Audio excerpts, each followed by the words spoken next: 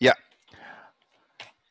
oke, sorry saya tapi sekarang saya sudah siap nih. Selamat pagi, saudara-saudara semuanya. Hari ini, pagi hari ini, tanggal 2 Juni 2020, kita akan mendengarkan pengajaran yang akan disampaikan oleh Pastor Christine Nathan dari Houston. Akan melanjutkan pelajaran kita mengenai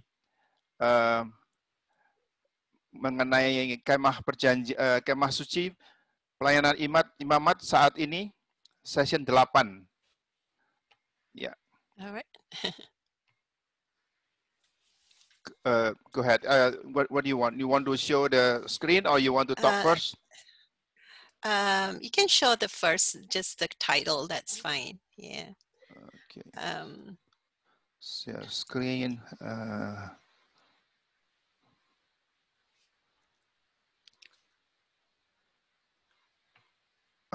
Okay. All right. So we're going to continue on the priests as spiritual warriors and intercessors. Sebentar ya. Okay, let me try to.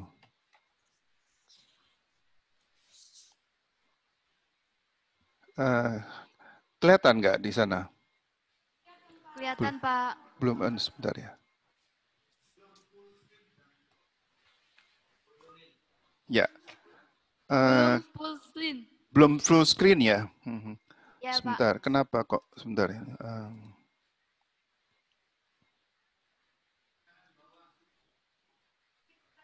Klik kanan bawah, Pak.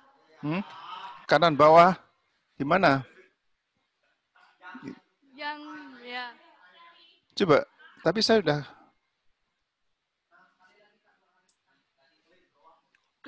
Apa ini? Yang tadi, Pak, klik bawah. Yang tadi, yang klik bawah. Udah kan? Oke. Hah? Belum. Ini sudah? Belum? Belum. Bentar. Ya. Kenapa kok belum? Sebentar ya. Apakah ini sebentar ya? Apakah filenya?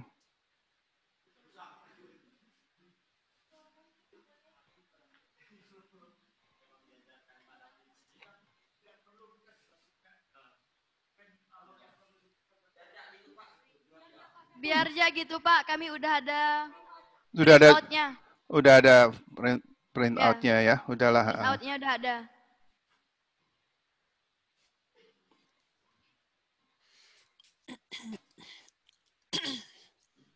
Ya, oke dah. I think somehow I cannot show the full screen, but they have their print out already, so you can continue. That's good. Yeah. Okay. So we're just going to continue on priests as spiritual warriors and intercessor, and this is part 3 of that. Ini sekarang bagian ketiga daripada pelayanan imamat saat ini, di mana kita sebagai prajurit dari perang rohani dan juru syafaat, part ketiga, bagian ketiga. Yeah. So today we're going to talk about the priest standing in the courtroom of God. Sekarang hari ini kita akan melanjutkan, berbicara mengenai di mana imam itu datang untuk di dalam hadirat Tuhan, di dalam court, di dalam pengadilan ya, di dalam ruang pengadilan daripada Allah. Okay. Halaman. So apa? Gimana? Halaman. Bukan di halaman, tapi di court. Di court itu apa? Kayak di ruang di mana ada hakim, itu apa namanya? Kalau saya bilang pengadilan, tapi sebetulnya enggak tepat kalau pengadilan sebenarnya. Kan datang di dalam apa ya? Di dalam hadirat Allah. Ya udahlah, kita sebut pengadilan lah. Ada Pak Yonatan bisa terjemahkan dengan lebih baik istilah court itu? Yang dimaksud, Christina, do you mean inner court or outer court?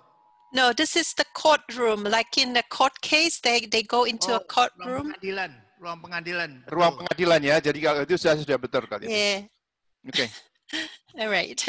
Yeah. So, if you go to slide 2, the second slide, you will see this, the priest, doing the blood sacrifice, and all that is actually they are doing something like in a courtroom.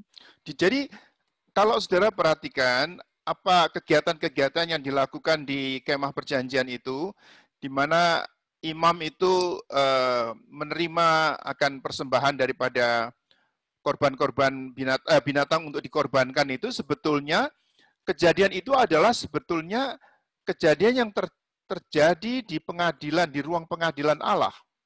Okay, so the people who brought the animals, they bring the animals for sacrifice. These are the people that have been accused. So they are going into the courtroom as the accused. Jadi mereka orang-orang yang membawa persembahan binatang untuk dipersembahkan di mezbah bakaran itu, di halaman luar, itu mereka itu sebetulnya adalah terdakwa, adalah tersangka yang ada di dalam ruang pengadilan itu, dan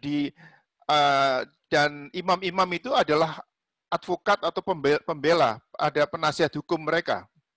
Yes, yeah. So the priest is like the lawyers for them. Jadi, jadi imam-imam itu adalah sebagai advokat, sebagai lawyer, sebagai pembela, penasihat hukum. Mereka, okay, ya.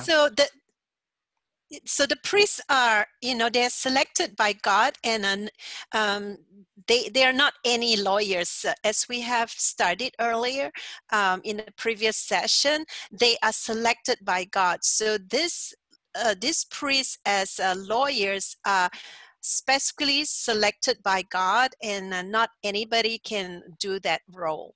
Jadi penasihat hukum ini atau advokat ini, pembela ini, mereka itu dipilih oleh Allah sendiri, nggak boleh sembarang lawyer, tidak boleh sembarang penasihat hukum. Mereka ini adalah orang-orang yang dipilih oleh Allah yang boleh mewakili akan umat-umat yang mempersembahkan korban untuk mengatasnamakan umat. So later on, we're going to see that, because we are now in Christ, we are now made priests. So we are like, like advocate, like we stand in the gap for people when we pray. Jadi kalau sekarang ini di dalam Kristus ini, maka kita itu sebagai imam-imam, kita juga dipilih sebagai advokat, sebagai pembela daripada umat yang kita wakili untuk mempersembahkan korban kepada Tuhan. So that's very important. We know that Jesus is the mediator, but yet we are chosen to stand in a gap, to pray for people. So in a sense, we are like, advocate. Jadi ini adalah sungguh sangat penting karena kita tahu bahwa Tuhan Yesus adalah mediator, adalah perantara antara Allah dengan manusia, dan kita itu sebagai advokat, sebagai pembela-pembela yang dipilih oleh Tuhan untuk mewakili umat yang kita wakili itu untuk mengadakan perdamaian dengan Tuhan. Okay, and then we also discuss about how at that time the high priest was the only one, like high priest like Aaron, they are only allowed to go to the Holy of Holies once a year to take care of the sins of the people. Dan kita tahu bahwa hanya 1 tahun sekali imam besar itu seperti Harun dan kemudian anak-anaknya kemudian yang dipilih, itu mereka hanya boleh 1 tahun sekali imam agung itu memasuki ruang mahasuci untuk membawa bokor korban darah. All right, and so what happened was when Jesus came, he went into the holy place, with his blood, and from that time onwards, he was able to atone for the sins of the whole world once and for all. Dan Tuhan Yesus Kristus pada waktu dia mati di kayu salib, maka dia itu telah membawa bokor daripada korban darahnya sendiri masuk di ruang Maha Suci untuk membawa penebusan bagi umat kita seluruh dunia ini hanya sekali saja. Okay, so you have that background, and then we're going to go to right now. Look at Ezekiel 22, verse 30 to 31. The next slide. Ezekiel, it's, let me see. No, not the next slide. Yeah. This is just to read it. Yeah. Okay. If they could read it. Di dalam Ezekiel 22, 22 ayat verse 30 to 31. 30 sampai 31. You want to read or you let them read? Yeah, let them read. Yeah, if Tolong they salah can. satu bacakan Ezekiel 22 ya. Is that? Yes, 22. Ezekiel 22 ayat 30 dan 31. Cepat salah satu bacain. Ayo, mesti cepat. Bisa ketemukan nggak? Ezekiel pasal 22 ayat 30 sampai 31. Aku mencari di tengah-tengah mereka seorang hendak mendirikan tembok atau yang mempertahankan negeri itu di hadapanku, supaya jangan kumusnahkan, tetapi aku tidak menemuinya. Maka aku mencurahkan geramku atas mereka dan membinasakan mereka dengan api kemurkaanku. Kelakuan mereka kutimpakan atas kepala mereka. Demikianlah firman Tuhan Allah. Ya. Okay, thank you. So God is looking for someone who would stand in the court. Okay, this is the court, not the outer courts or the tabernacle, but the real His court. Jadi, so that okay. Jadi Tuhan pada saat ini mencari siapa? Mencari seorang yang bisa berdiri di antara celah di celah dinding itu dan bisa berdiri di antara aku dengan tanah itu, dan Tuhan masih mencari orang itu. Yeah. So why is God looking for someone to intercede in the courtroom so that the person who intercede can help the nation to change the course of direction so that the wrath of God will not come upon the nation. Jadi, for example, yeah. Tuhan mencari orang itu. Kenapa kok Tuhan mencari orang itu? Karena orang itu akan melakukan syafaat bagi tanah itu, bagi bangsa itu, agar kerusakan atau penghancuran daripada bangsa itu, Tuhan bisa orang itu bisa melakukan syafaat agar arahnya bisa dibelokkan begitu, supaya tidak terjadi atau dikurangi akibatnya. Okay, so when we stand in the court, in God's court, we are not interceding for God to change His mind, but it is God who changes the minds of those we intercede for. Sorry, Okay. Can you repeat again? Yes. So the point of standing in the court to intercede is not for us to change the mind of God, but it is for God to change our minds or the minds of the people that we are interceding for.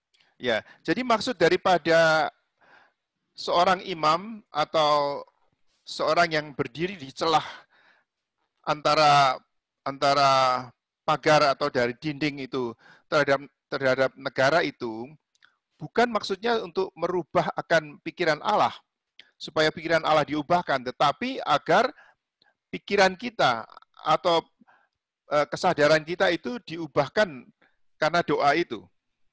Okay, for example, if you look at Jonah in Nineveh, what happened was when Jonah interceded by going into Nineveh, the people repented. So there was a change of direction of the people in Nineveh who were wicked to repentance. Misalkan pada waktu saudara tahu ceritanya Yunus itu, Rabi Yunus yang pergi ke Ninive, maka di dalam hal itu bukan Tuhan itu merubah keputusannya, tetapi pikiran daripada atau sikap daripada rakyat Ninive bersama rajanya itu melakukan puasa sehingga akhirnya Tuhan mengurungkan niatnya untuk menghancurkan Ninive. Okay, so the common karena Yunus ya, karena Yunus telah melakukan tugasnya sebagai juru syafaat tadi. Okay, thank you. So the common mistake that many believers make is this. Jadi ada satu kesalahan utama yang kita pikirkan mengenai ini. In Psalms 37 verse 4 to 5, Psalms 37 verse 4 to 5. You don't have to read, I'll just explain it, okay? 37, 4 to 5, you said? Yeah, they can write it down and then they can, read boleh ditulis saja. Jadi di dalam kitab Mazmur 37 ayat 4 dan 5. All right. So in this verse, it says that, if we take delight in God, that, we have this idea that if we did take delight in God and His Word, then He will give the desires of our heart. That is not quite a right interpretation. Jadi kalau saudara mengambil misalkan di dalam itu Mazmur 37:4 itu kemudian misalkan kalau kita bersukacita maka Tuhan akan memberikan apa yang kita inginkan, sebetulnya nggak tepat demikian interpretasinya. So what happened is actually when we delight in God and His Word, He puts a new desire within our hearts. Jadi sebenarnya artinya bahwa pada waktu kita itu bersukacita di dalam Tuhan, di dalam hadirat-Nya dan mendengar akan firman-Nya, maka sebenarnya Tuhan memberikan satu keinginan, kerinduan di dalam hati kita yang Tuhan ubahkan. So we have to understand that it is God's will and desire that needs to be done, not our will and desire. So God has to change that as we take delight in Him. Jadi sebetulnya yang kalau kita mengatakan bahwa hanya kehendak Tuhan yang jadi, bukan kehendak kita, maka di dalam ayat ini juga pada waktu kita bersukacita dalam Tuhan itu, maka kerinduan hati kita itu pun diubahkan sesuai dengan Tuhan. Okay, so that's the position that we come before God. That even when we intercede for people, it's always about God's will. Jadi pada waktu kita itu mengadakan doa syafaat untuk umat yang kita wakili, maka sebetulnya adalah supaya kita bisa melihat dan kehendak Tuhan dan mengubahkan hati kita. So in Philippians chapter 2 verse 13, they can just write the verse down. Philippians chapter 2 verse 13. Filipi 2 ayat ke-13 kalau saudara catat. And so in this verse it says, it is God who works in us both to will and to do for His good pleasure. So it's really all about God and His kingdom purposes. Jadi ayat Filipi 2 ayat 13 ini, karena hanya Tuhan sajalah yang bekerja di dalam kita untuk melakukan apa yang sesuai daripada maksud Tuhan. Jadi sebetulnya Tuhan yang mengubah hati kita untuk melakukan kehendak-Nya. Okay, so when we are moved by God to pray for someone or a situation, what He's desiring of us is that we pray His will from heaven into earth for that person and for that situation. Jadi sebetulnya pada waktu kita melakukan syafaat untuk orang-orang yang kita wakili itu sebetulnya pada saat itu adalah supaya kehendak Tuhan itu bisa ada dan kita bisa selaraskan kehendak kita dengan kehendak Tuhan. So when we stand in the gap for someone, our praise is always directed to God. Jadi sebetulnya kalau kita itu mengadakan doa syafaat itu, jadi sebenarnya adalah sorry, can you repeat the last part? So our prayers are always directed to God. Jadi sebetulnya doa kita sebetulnya ditujukan kepada Tuhan. All right. So and then you know, why is it directed to God? Because God stands as a judge. Kenapa doa itu diajukan kepada Tuhan? Karena di sini Tuhan itu berfungsi sebagai hakim. So when something is not right in the heaven's court, you know, then when we stand in his courtroom, we are asking, you know, the court in heaven to, the court in heaven to intervene and correct the situation on earth. Jadi sebetulnya kalau kita itu menghadap kepada hadirat Allah di dalam ruang pengadilan Allah itu, jadi sebetulnya kita melakukan doa syafaat agar kehendak Tuhan itu bisa dilakukan di atas muka bumi ini dan Tuhan boleh merubahkan atau melakukan perubahan-perubahan di atas muka bumi ini. Alright. The second point, main point, is the standpoint of a spiritual warfare. Yang kedua adalah kita melakukan peperangan rohani itu. Okay, you can go to the third slide. The standpoint of spiritual warfare. Yes. Di sini adalah menyatakan kenyataan atau situasi dari peperangan rohani itu. So we see that the standpoint is when in spiritual warfare, we tend to think of, you know, spiritual warfare as a battlefield of conflict, but actually it is, you know, it has to do with, you know, a courtroom case. Jadi kalau kita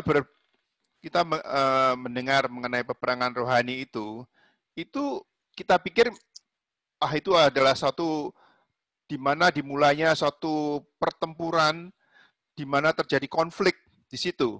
Tapi sebenarnya tidak demikian. Sebenarnya kita melakukan peperangan rohani itu adalah menjalani protokol peperangan rohani dari Tuhan di dalam ruang pengadilan Allah itu. And we really need to remember this because it's very, very important, because many people, when they do spiritual warfare, they go straight into the battlefield without going through the protocol of a courtroom. Jadi kita harus betul-betul mengetahui dan harus tahu benar-benar, janganlah kita pergi di dalam peperangan rohani itu langsung ke tempat peperangan dan langsung berdoa dan berperang di sana, tanpa sebelumnya kita mengetahui bahwa kita sebenarnya harus menjalani protokol peperangan rohani yang dari Tuhan itu. Yes, if you look at the well, at least in English, you know, a lot of the language that we talk about has to do with legal cases.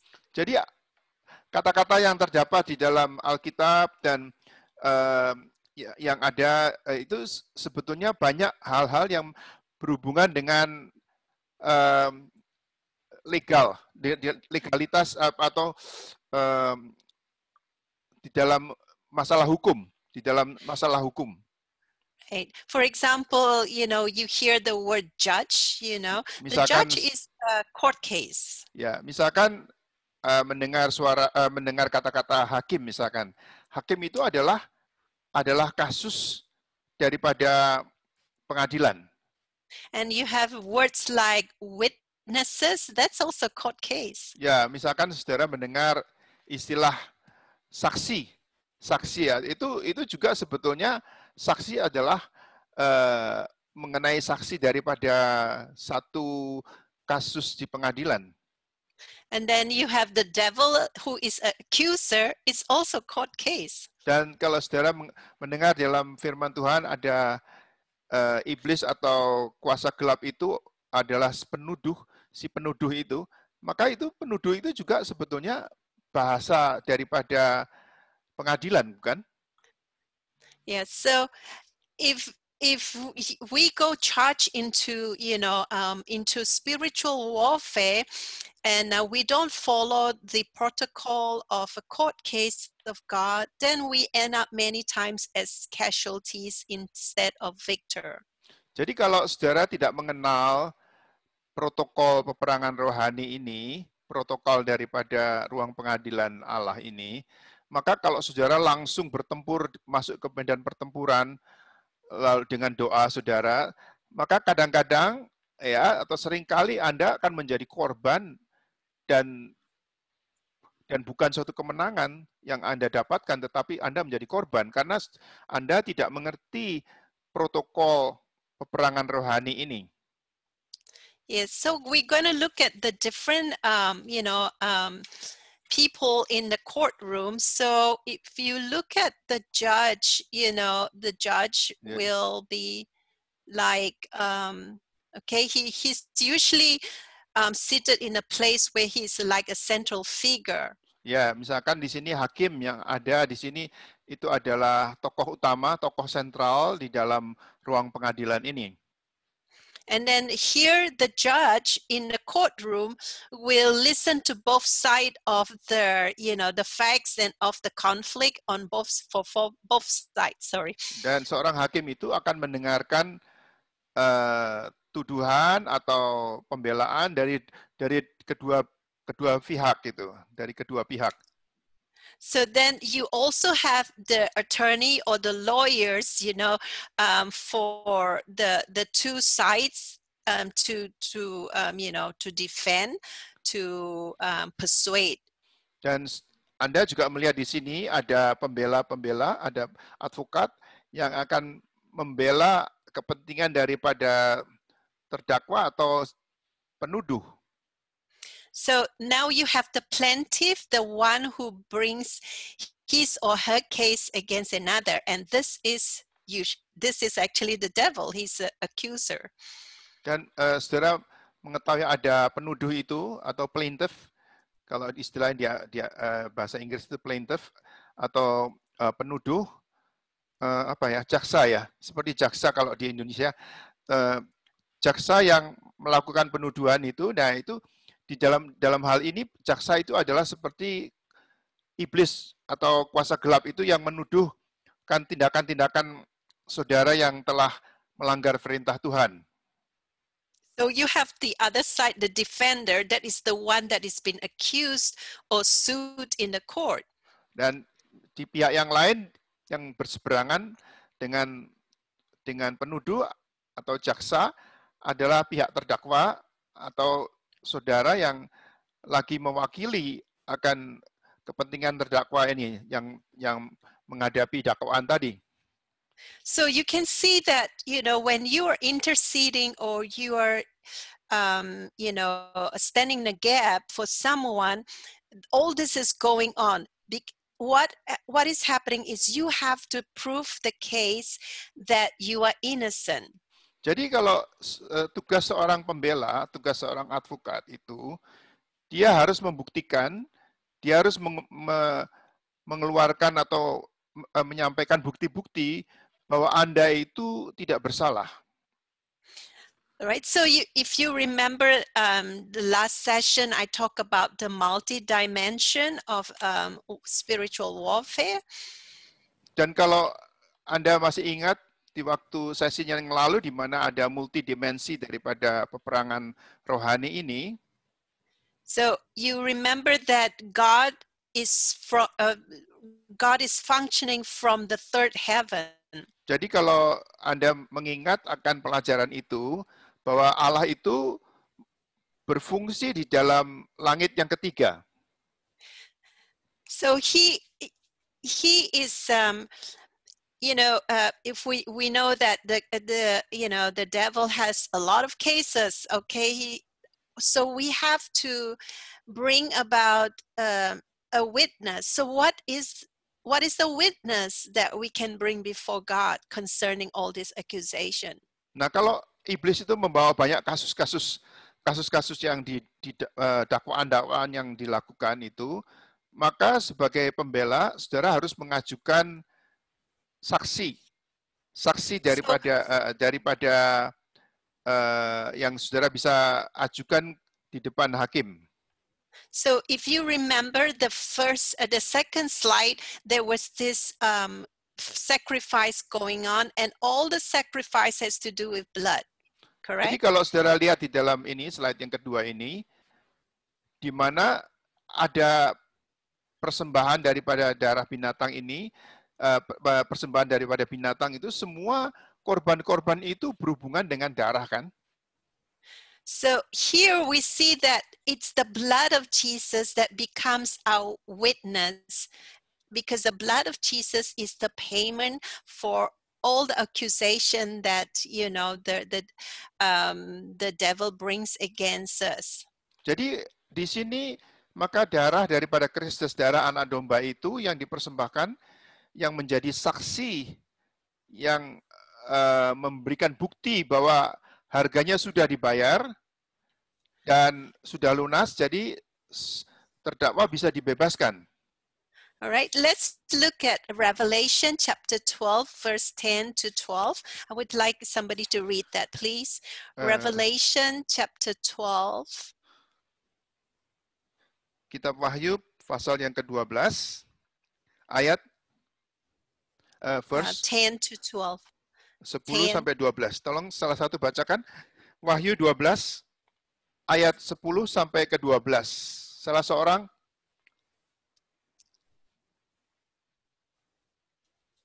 Ayo. 12 pasal 11 ayat 2 sampai 12. Bukan. Wahyu 12 ayat 10 sampai ke 12. Wahyu 12 ayat pasal 12 ayat 10 Wahyu 12 sampai ke 12. pasal 10 ayat 10 sampai 12. Yes. Dan nyanyian kemenangan. Dan aku mendengar suara yang nyaring di surga berkata, sekarang telah tiba keselamatan dan kuasa dan pemerintah Allah kita dan kekuasaan Dia yang diurapinya. Karena telah dilemparnya ke bawah pendakwa saudara-saudara kita yang mendakwa mereka siang dan malam di hadapan Allah kita. Dan mereka mengalahkan Dia oleh darah anak domba dan oleh perkataan kesaksian mereka. Karena mereka tidak mengasihi nyawa mereka sampai ke dalam maut. Karena itu bersuka. Okay. 12 also? And 12, sorry. 12, ayat ke-12. Karena itu bersukacitalah, hai sorga dan hai kamu sekalian yang diam di dalamnya. Celakalah kamu, hai bumi dan laut, karena iblis telah turun kepadamu dalam geramnya dan dahsyat, karena ia tahu bahwa waktu Tuhan sudah singkat. All right. Yeah. Okay, thank you. Terima kasih. All right. In verse 10, the Greek word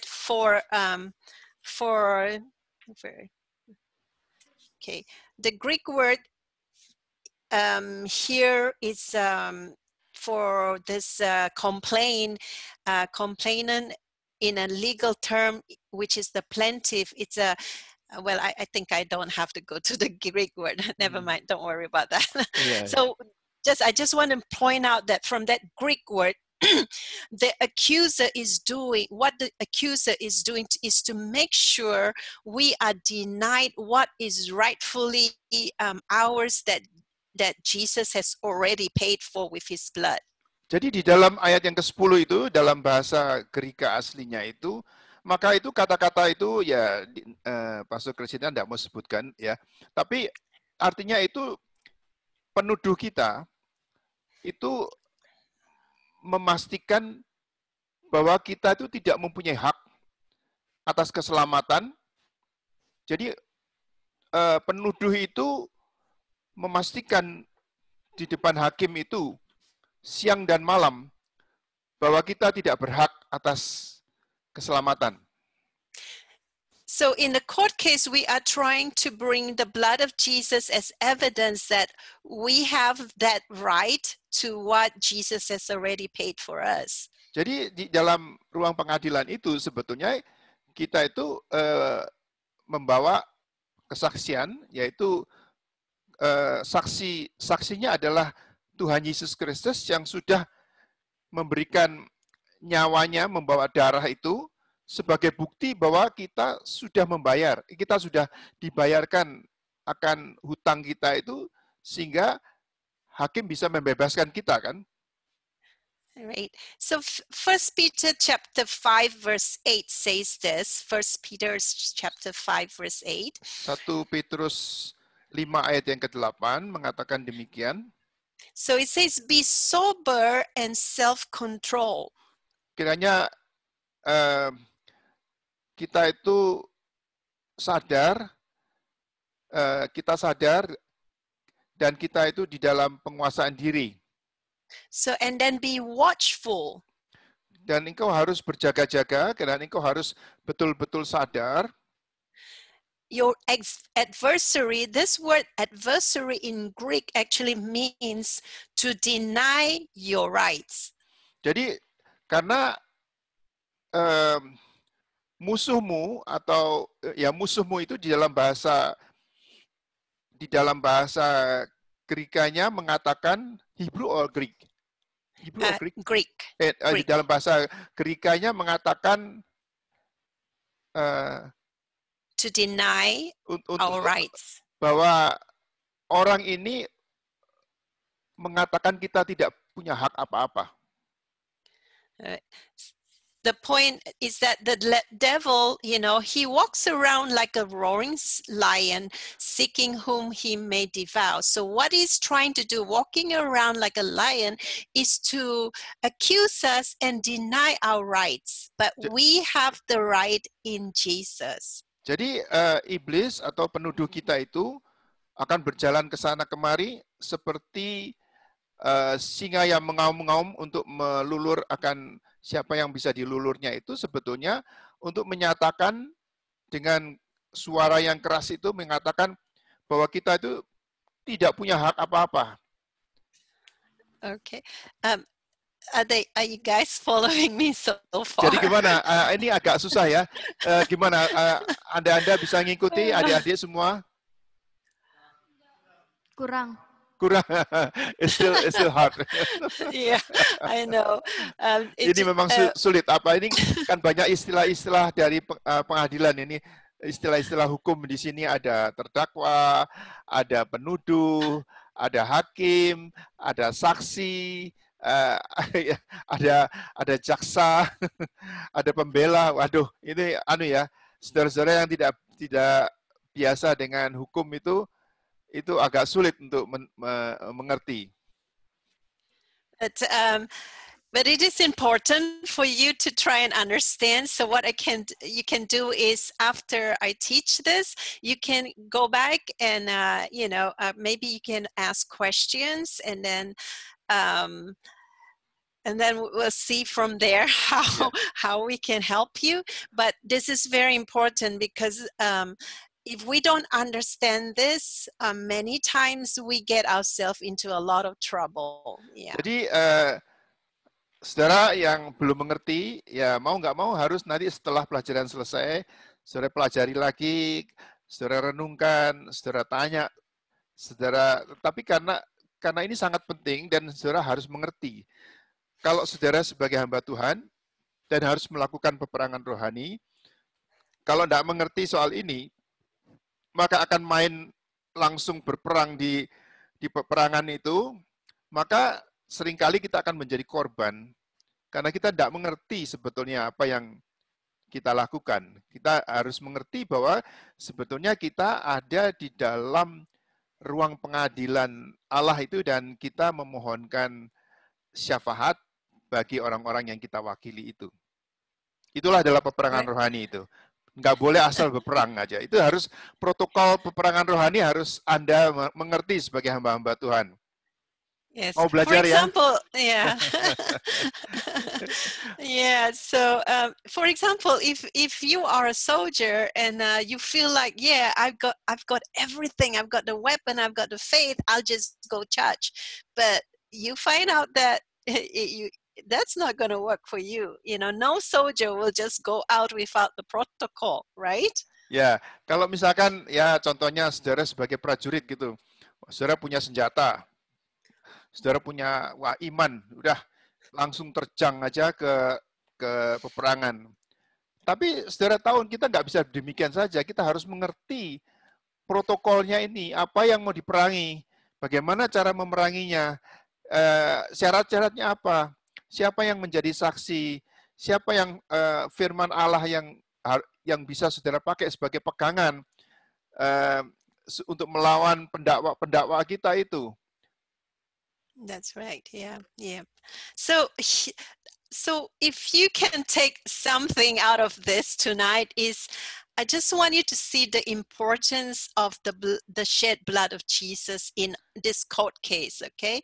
So you can go to the next slide. It's point 3, the importance of the shed blood of Jesus. Jadi kalau saudara mau mengambil manfaat dari pelajaran hari ini, maka yang paling penting di sini adalah pentingnya penumpahan darah dari Kristus. Di dalam slide yang nomor 4 ini, saudara melihat akan pentingnya penumpahan daripada darah Kristus itu di dalam peperangan rohani yang harus saudara jalani itu. So I want you to think of yourself like, you know, you are brought to the courtroom, okay? And courtroom of God, yeah, you are going to face God as the judge, and then you have Satan on one side accusing you of so many things, and then you're trying to defend yourself. I want you to picture that. Jadi kalau misalkan, coba saudara bayangkan ya, saudara ini lagi melakukan peperangan rohani, saudara ada di dalam ruang pengadilan, di mana ada hakim di situ, Allah Bapa kita sebagai hakim di tengah-tengah. Dan kemudian saudara melakukan, mencoba untuk membela diri saudara dari tuduhan-tuduhan yang dilakukan oleh iblis itu. So now you also have, okay, with the devil accusing you, but you have Jesus as your lawyer.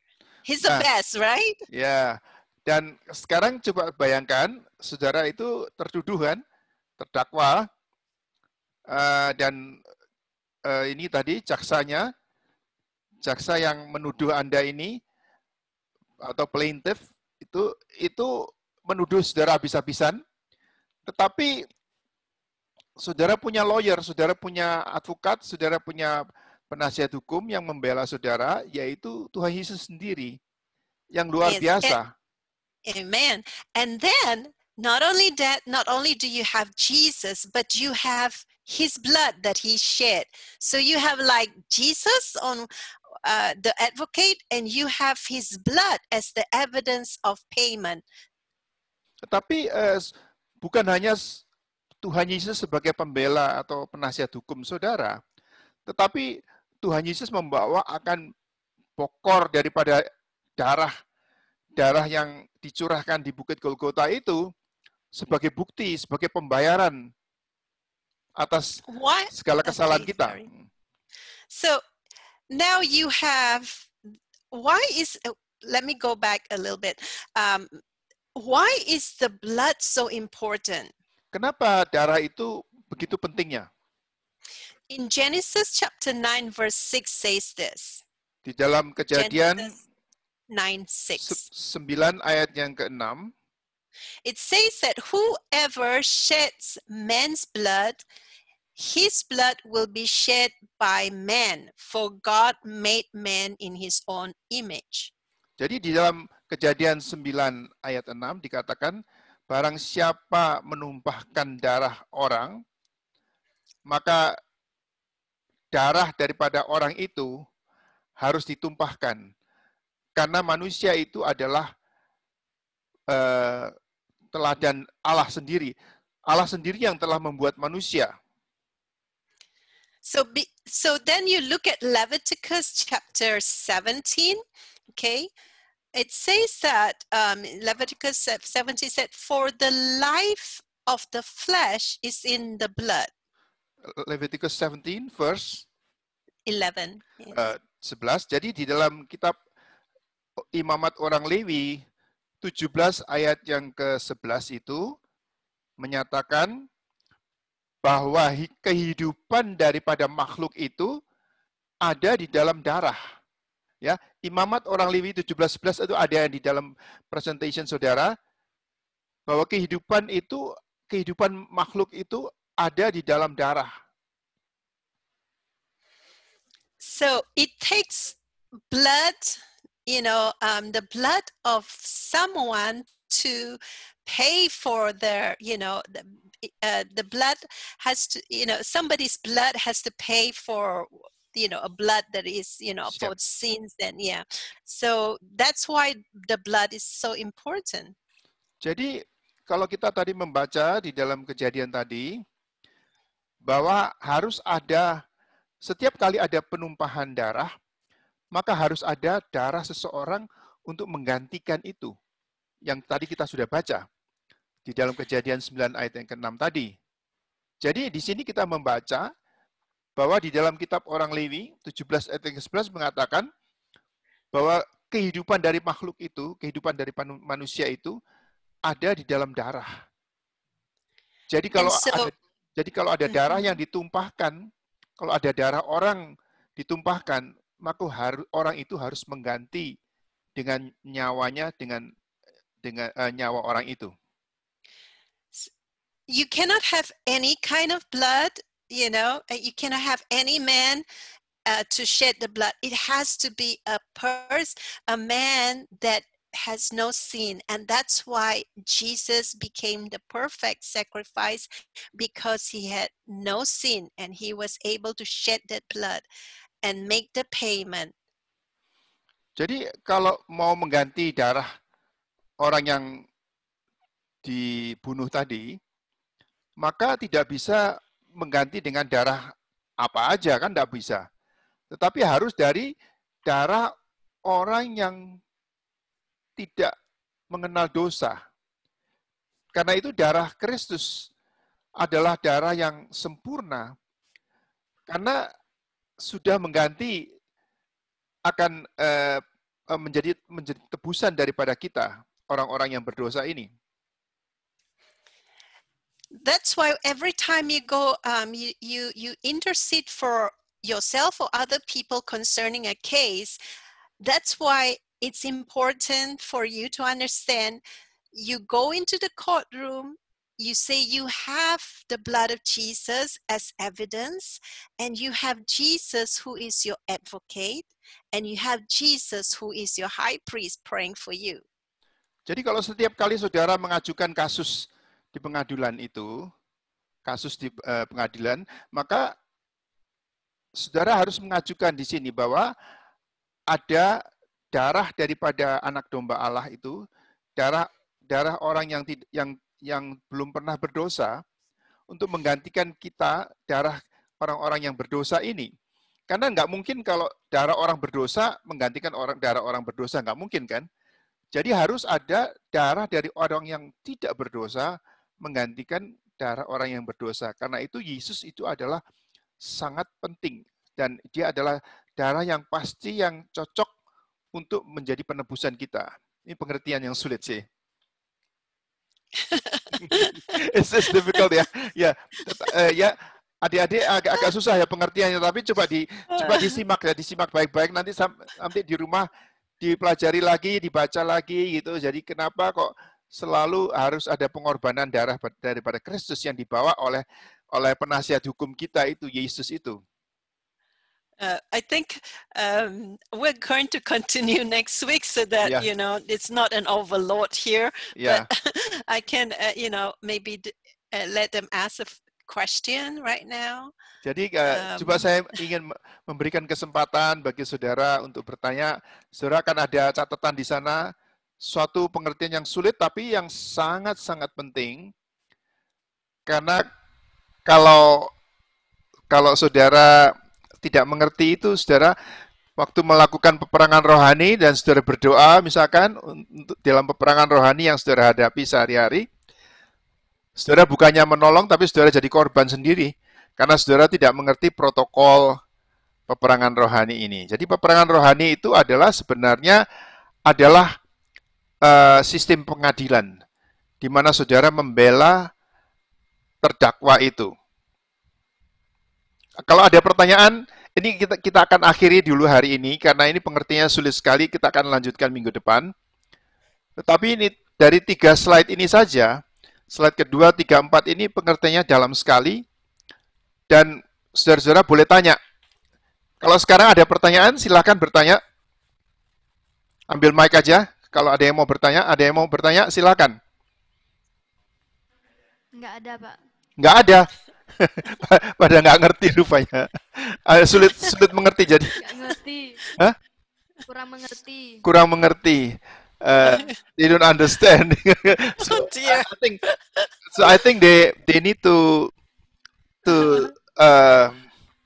crystallize first all the ya. Permisi, Pak. Ya. Ada pertanyaan. Saya ingin bertanya tentang di mana di sini kita lihat yang kedua ya Pak ya, kenyataan peperangan rohani itu, peperangan rohani itu kita akan berhadapan dengan siapa Pak? Misalnya apakah kita akan dengan sesama manusia atau gimana Pak?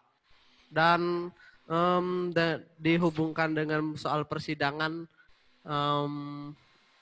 apakah sama gitu Pak? Ya, jadi so this is the question about Okay. the third slide. The second, Okay. the third slide is First one. the second slide actually is the Okay. on your numbering is number 3. Slide number 3. Jadi bagaimana pertanyaan tadi peperangan rohani itu gimana pertanyaannya? Ya di mana kita menghadapi peperangan rohani itu kita akan berhadapan dengan siapa Pak dan So on that spiritual warfare, Yes. who are we against? Of course, this is the devil because he accuses you all the time. Jawabannya adalah tentu saja adalah menghadapi iblis, menghadapi itu karena dia adalah yang terus-menerus menuduh kita. Yes. So even when you pray for somebody else who is going through a situation, it's because the devil is accusing them on something and denying the rights that they have in Christ. Jadi sebetulnya kalau saudara lagi bertempur di dalam peperangan rohani itu, yaitu tidak lain adalah saudara menghadapi akan tuduhan-tuduhan yang bertubi-tubi daripada kuasa setan itu untuk meragukan kebenaran firman Allah itu, untuk menjadikan saudara itu tidak punya pegangan bahwa saudara itu sudah ditebus oleh darah anak domba. Gimana menjawab pertanyaan? Atau mau bertanya lagi apa? Ada pertanyaan lagi? Apa? Iya, hubungannya dengan pengadilan itu Pak gimana Pak? So what is the relation between the spiritual warfare and the court system? Okay, because everything, if we go back to all the sacrifice, everything has to do with a courtroom. Okay. Jadi kalau saudara itu semua apa yang ada di dalam pengorbanan, di dalam sistem pengorbanan itu, maka itu semuanya itu berkisar dengan sistem peradilan. Okay, so what you do is when you are interceding for yourself, before you start praying and praying and praying, you need to your protocol is always to come before God and say, God, this is the evidence I have. It's the blood of Jesus, and Jesus is my advocate. Jesus is my high priest. So you present this case to God, and then in the presence of the devil, of course the devil hears, and so you have set, how do you say, you have brought the evidence, okay? And so even though the devil excuses you, but you have brought the case and you are saying, but Jesus has already paid it all. So Jadi from then onward, then you can do your prayer. Ya, jadi kalau kita mau membawa syafaat bagi diri kita sendiri dulu ya, maka kita tuh harus datang kepada Bapa dan kita mengajukan doa syafaat itu, kita harus membawa bukti daripada darah Kristus ini, bahwa darah Kristus ini sudah ditumpahkan bagi diriku, dan itu merupakan pembayaran atas segala hutang-hutangku. Jadi aku sudah dilunaskan. Meskipun selalu nanti dari pihak jaksa ini, pihak penuduh ini akan terus menggoncangkan dan mengatakan bahwa engkau tidak berhak, engkau harus dihukum, engkau melakukan dosa ini, dosa ini, dosa ini. Tetapi ya kita harus dengan teguh mengatakan, ya memang aku berdosa, tetapi sudah dibayar lunas. Itu jadi kita harus melakukan demikian. So that builds up your confidence, that God has heard your case, and He has heard your case, and He has seen the evidence, and He will be for you in the spiritual warfare. You're not going out alone now. You have the backing of the power of of the judge that says that, hey, your case is already won. Jadi kalau saudara melakukan hal yang tadi ya, jadi kita pada waktu kita melakukan doa syafaat, melakukan pembelaan atas diri kita, tapi kita sudah membawa, oke, saya berdosa, saya melakukan segala macam ini, tetapi ini sudah dibayar lunas oleh advokatku ini, oleh pembelaku ini yang namanya Tuhan Yesus Kristus. Dan itu satu bukti bahwa Bapak sebagai hakim yang adil itu telah mendengar akan kasus Anda, sudah melihat semuanya, saksi semua sudah menyaksikan semuanya, dan Anda sudah bisa membuktikan bahwa itu dosa Anda itu sudah dibayar lunas, maka Anda dengan berani mengatakan, ya, saudara bisa melakukan pembelaan, sekarang Bapak itu, hakim yang adil itu sekarang di pihakmu. Jadi kalau saudara melakukan peperangan rohani, maka hakim yang adil ini, hakim Bapak kita ini, itu ada di pihakmu dan akan berperang bagi engkau mengatakan, ya, memang anakku berdosa, tapi sudah dibayar oleh anakku, putraku, Tuhan Yesus Kristus sudah membayar dengan darahnya sendiri. Jadi ada pembelaan daripada hakim itu. So the point of all this, teaching here is to help you understand that you don't have to be afraid. Because I'm sure when you are praying for certain things, sometimes you are not sure whether God hurt you, whether, the enemy is still fighting you. So if you understand this, then you have such a confidence, and you not only be able to pray for yourself, but for situation.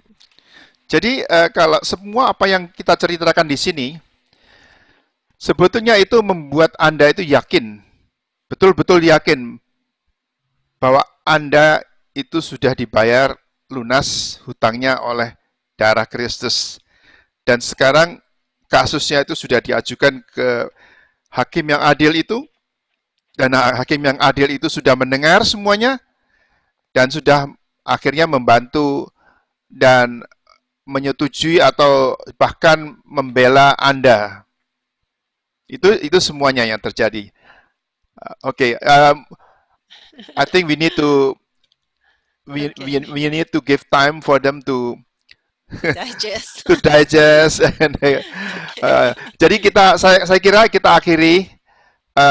Mungkin saya minta, mungkin Pak Yonatan mau berdoa nggak Pak Yonatan? Atau mau bertanya? Mau bertanya sedikit. During the spiritual warfare, we usually, before we enter a new village, we do spiritual warfare. Yes. Is it applicable for that too?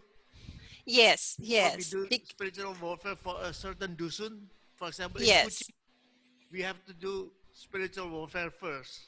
Jadi kalau ini pertanyaannya saya terjemahkan ya kepada adik-adik semua.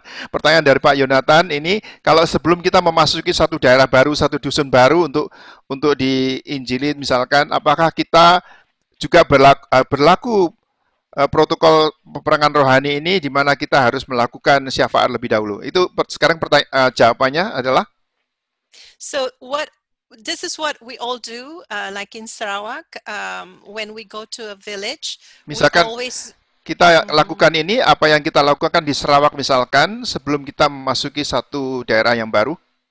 So what we do is we will go. I said go into the courtroom. Courtroom is just an idea for us. Okay, so it's not like you are going into a courtroom. Jadi kita in a spiritual realm. Ya, di dalam kehidupan rohani itu di dalam alam rohani kita itu masuk di dalam courtroom atau ruang pengadilan Allah itu dan kita mengadukan.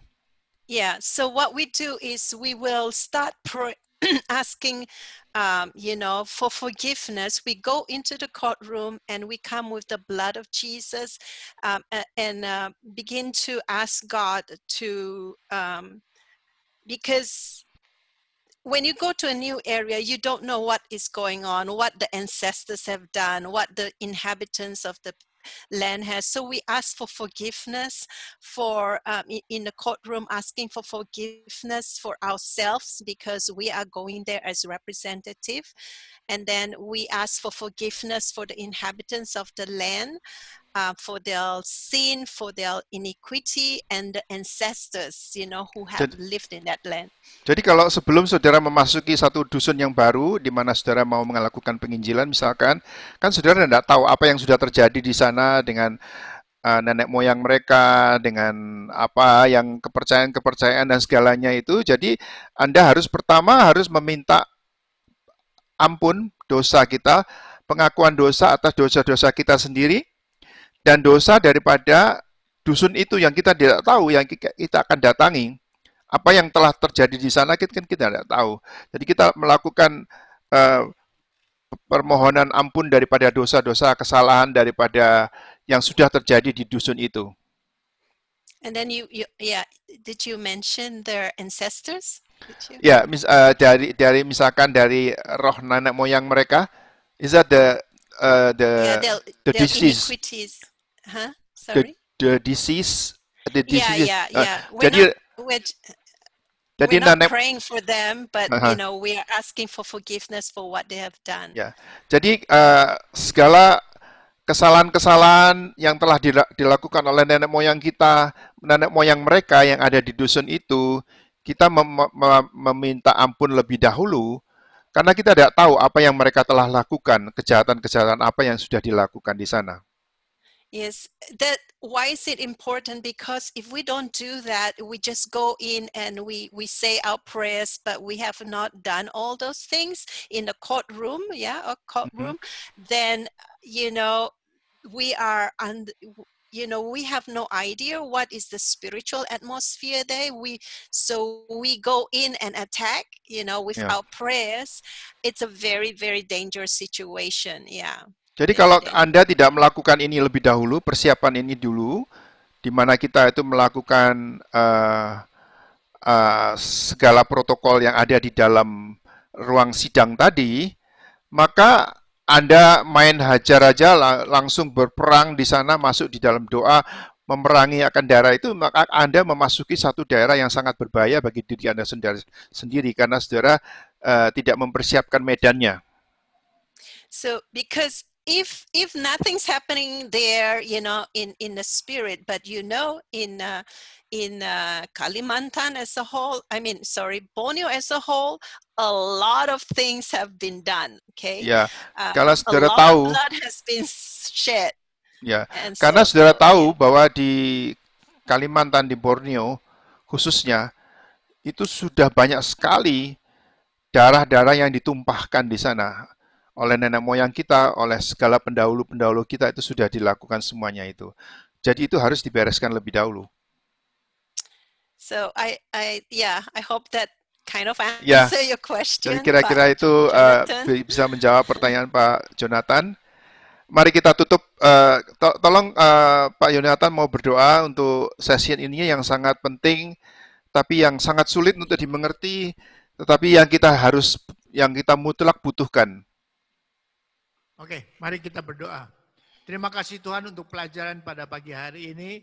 Pada saat ini Tuhan, kami berdoa supaya pelajaran yang penting ini sebelum kami melakukan peperangan rohani, sungguh-sungguh boleh kami mengerti, bisa kami mengerti dan bisa kami terapkan, kami laksanakan pada waktu kami mau menginjil di dunia atau di dusun-dusun yang baru, yang belum mengenal Kristus, yang belum disucikan, belum disembuhkan.